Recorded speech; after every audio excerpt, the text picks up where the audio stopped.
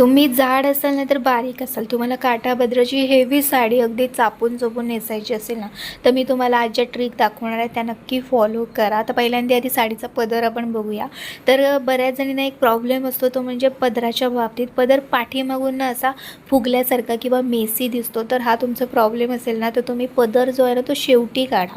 तर या ठिकाणी मी तेच करणार आहे. पदर मी शेवटी काढणार आहे. फक्त आपण काय करायचं आहे, पदर आपण खांद्यावरती असं टाकून घ्यायचं आहे आणि आपल्याला पदराची उंची बघून घ्यायची आहे.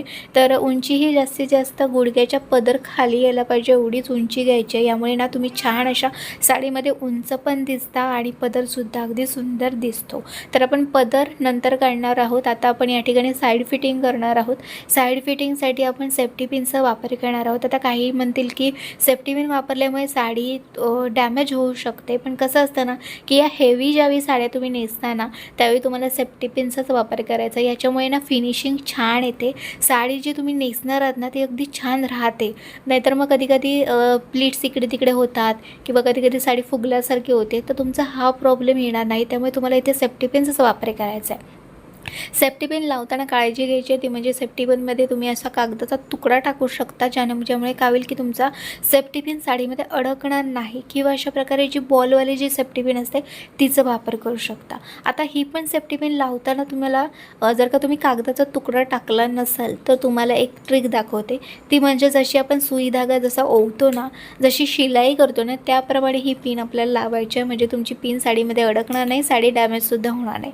आता ही पिन लावल्यानंतर आपल्याला थोड्याच अंतरावरती मी तुम्हाला दाखवते, तेवढ्या अंतरावरती तुम्हाला एक अशी प्लीट काढायची आहे. बघा, ही पहिली आपली प्लीट तयार झालेली आहे.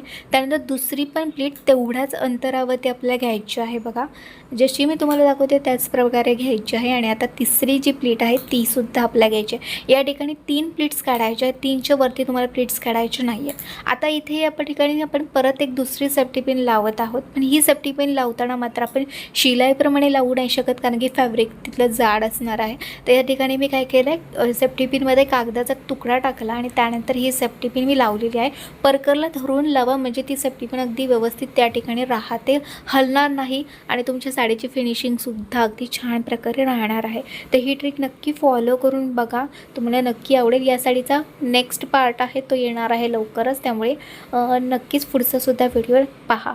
व्हिडिओ आवडल्यास नक्कीच व्हिडिओला लाईक करा आणि थँक्स फॉर वॉचिंग. बाय.